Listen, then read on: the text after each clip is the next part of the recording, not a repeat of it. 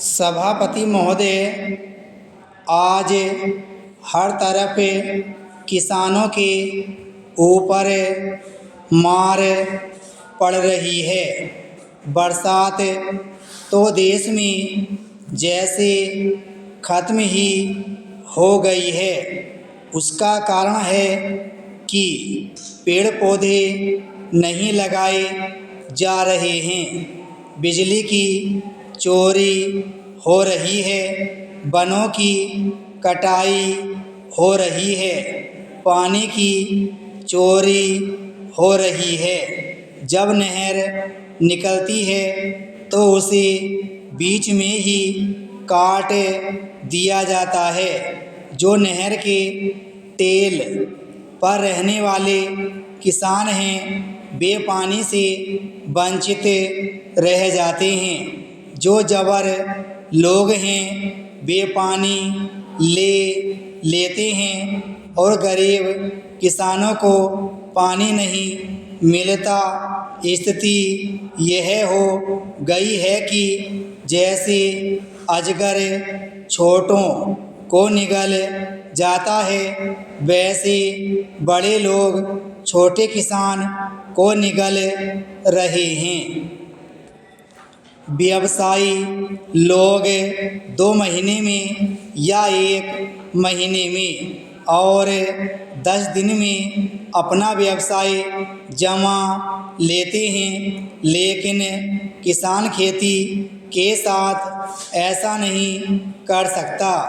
आयात निर्यात के दौरान अगर कृषि मंत्री जी या सरकार की तरफ से कोई नई खोज हुई हो, जैसे आजकल नए बीज आ रहे हैं, तो मेरा मानना यह है कि हो सकता है कि ऐसा कोई शोध करके इनके पास कोई नतीजा आया हो कि उसमें बीज डालते ही फसल एकदम पैदा हो जाती हो।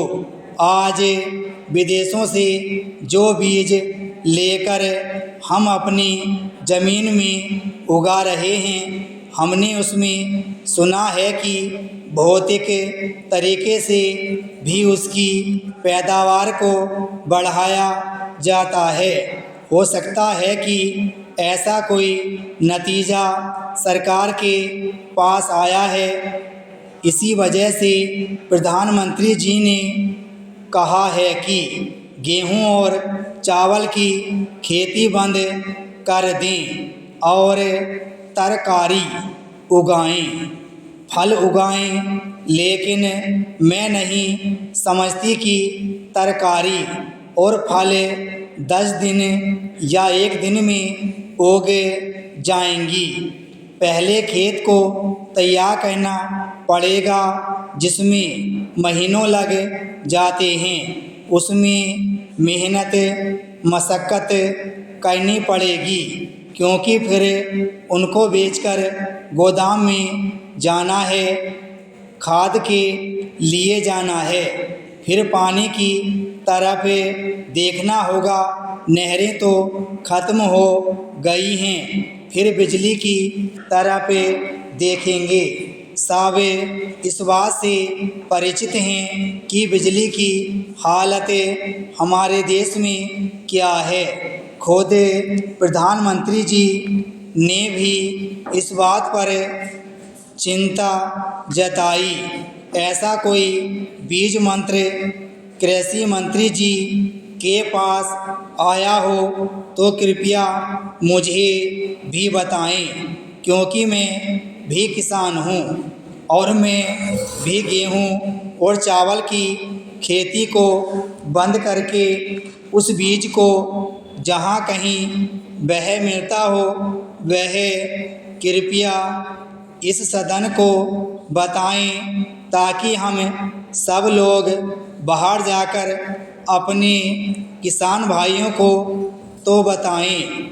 विराम स्टॉप।